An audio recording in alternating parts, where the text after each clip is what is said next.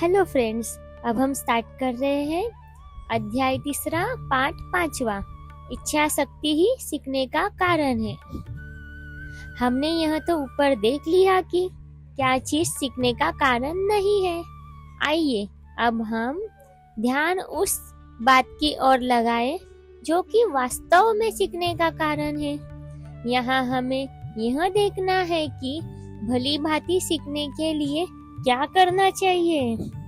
मनोविज्ञान ने इस विषय में बहुत से प्रमाण इकट्ठे किए हैं, जिनसे यह पता चलता है कि सीखने वालों की इच्छा शक्ति, विल अथवा संकल्प ही इस बात का निर्णय करता है कि वह सीखता है या नहीं, और यदि सीखता है तो कितनी अच्छी तरह से सीखता है और क्या सीखता है।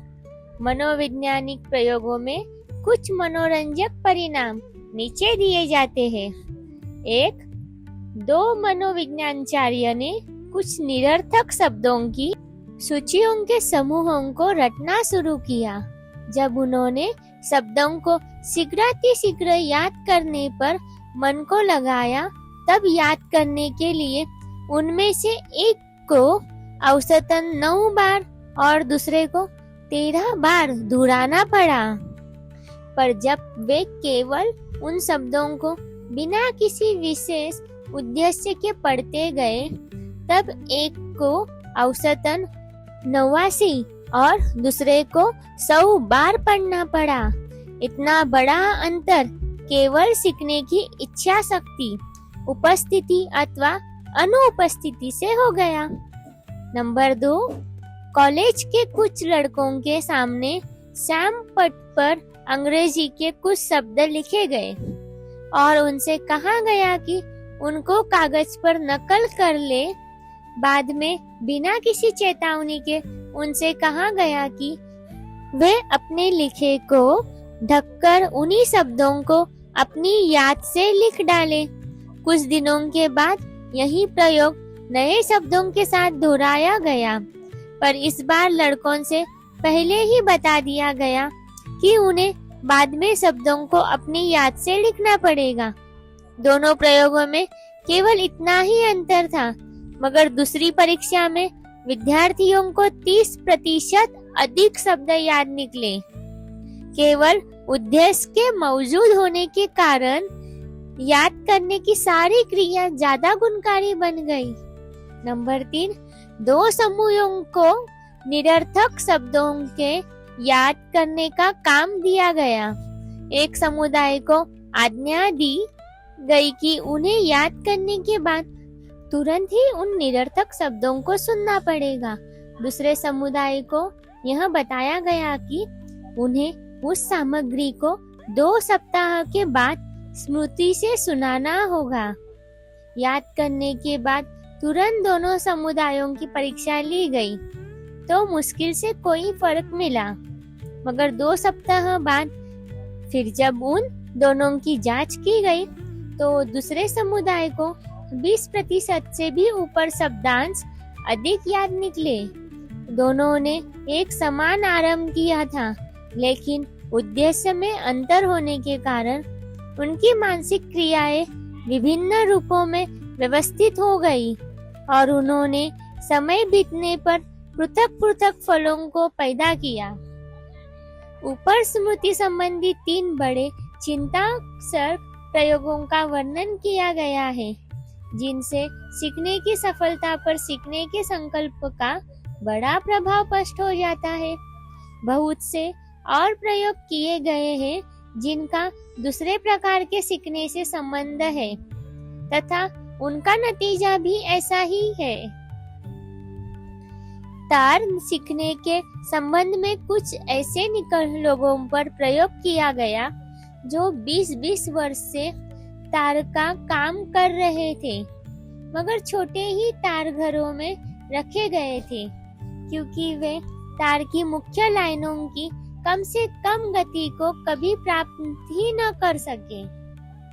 इन सबको यह विश्वास था कि वे अपने काम में कभी तरक्की न कर सकेंगे, क्योंकि उनके भाग्य में इतना ही लिखा था।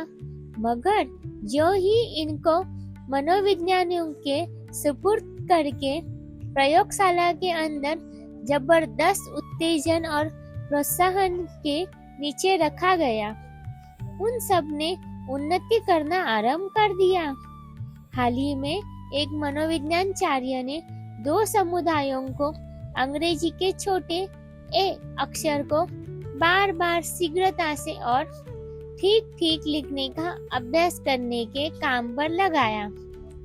दोनों समुदायों ने उस कार्य को 75 बार किया, मगर उनमें से एक को थोड़े थोड़े समय पर यह बताकर ही काम कितनी अच्छी से हो रहा है विशेष रूप से उत्तेजित किया गया।